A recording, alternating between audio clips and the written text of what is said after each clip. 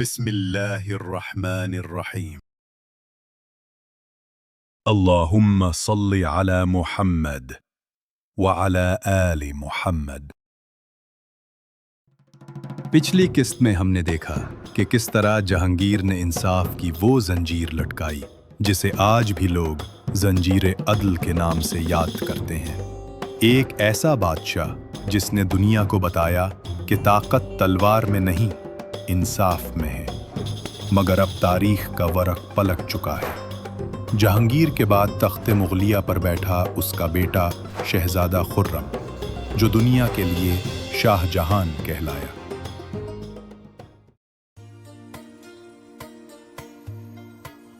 شاہ جہان کی جوانی ایک جنگ تھی، جنگ سلطنت، جنگ عشق اور جنگ قسمت۔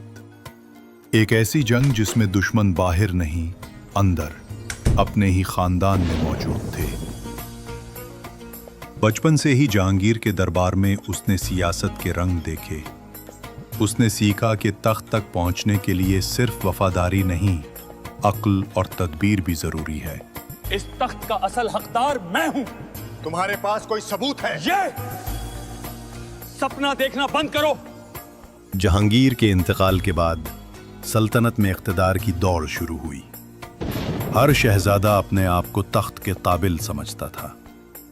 دربار سازشوں سے گونج اٹھا، بھائی بھائی کے خلاف، وزیر اپنے مفاد کے لیے، اور ہر آنکھ صرف ایک چیز پر جمی تھی، تاج مغلیہ۔ مغل سلطنت کا تخت پہ اب سے بادشاہ شاہ جہان فیض ہیں۔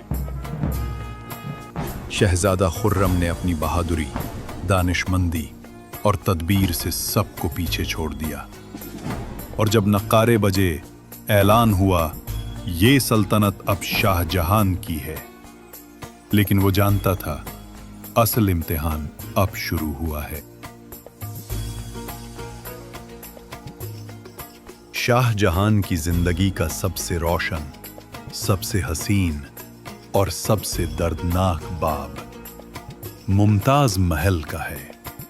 ایک ایسی عورت جو صرف ایک بیوی نہیں تھی، بلکہ اس کے دل کی سلطنت کی ملکہ تھی۔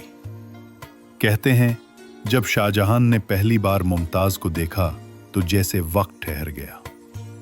دربار کی روشنی، محفل کا شور، سب ایک پل کے لیے ساکت ہو گیا۔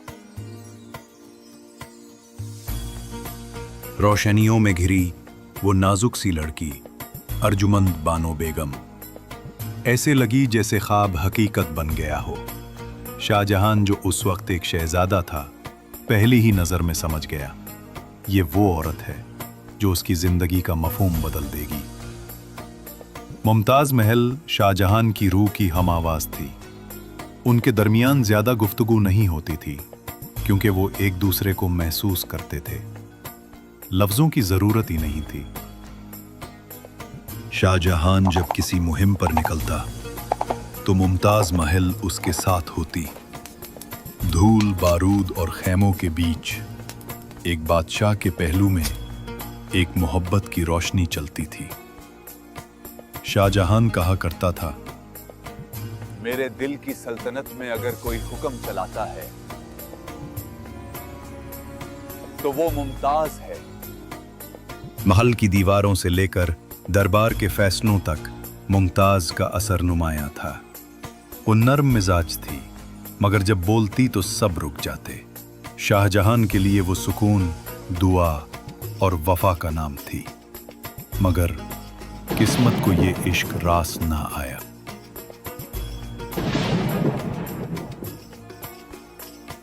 میں مر رہی ہوں۔ نہیں نہیں، ایسا مت کہو۔ وہ المناک رات جب ممتاز محل اپنے 14ویں بچے کی پیدائش کے دوران برہان پور میں دنیا سے رخصت ہو گئی۔ کہا جاتا ہے اس لمحے شاہ جہان اس کے پاس تھا، اس کا ہاتھ تھامے، اور ممتاز نے جاتے جاتے بس اتنا کہا، میری قبر ایسی بنانا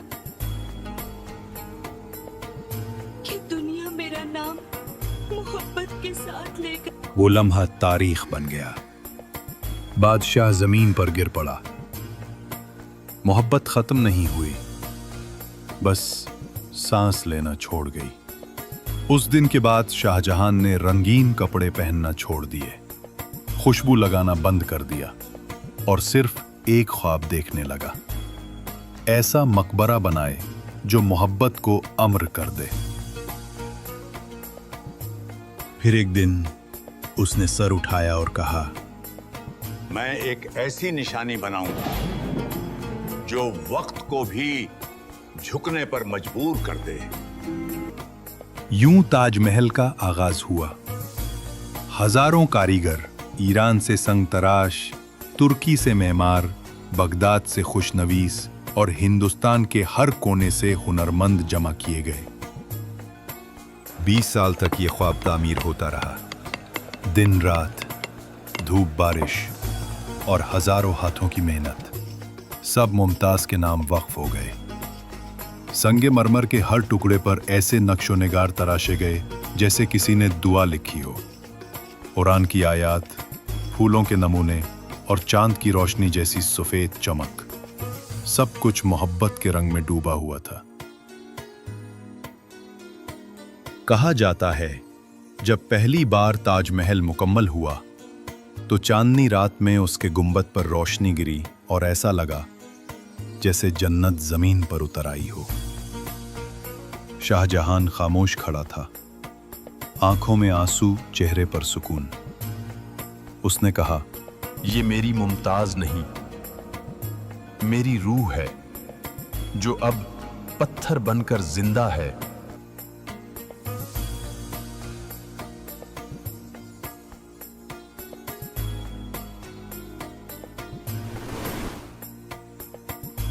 शाहजहां की सल्तनत वसी थी, मगर उसके बेटों के दिल तंग। औरंगजेब, दारा शिकवा, मुराद, शुजा, सब ताज के ख्वाहिशमंद थे। भाईजान, वक्त आ गया है।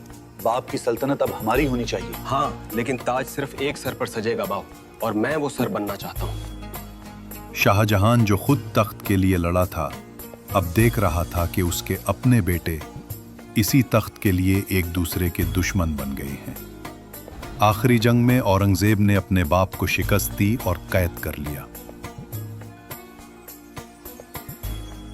शाहजहां के लिए वो लम्हा शायद मौत से भी ज्यादा भारी था। ये तख्त और ताज बहुत बुरी चीज है।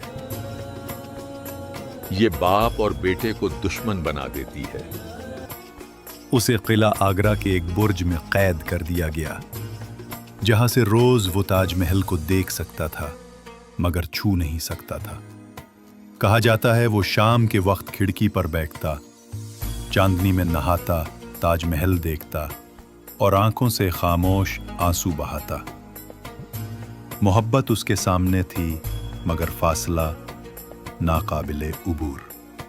और जब आखिरी दिन आया, शाहजहां की निगाहें उसी सिमत जमी रहीं जहां मुमताज सो रही थी।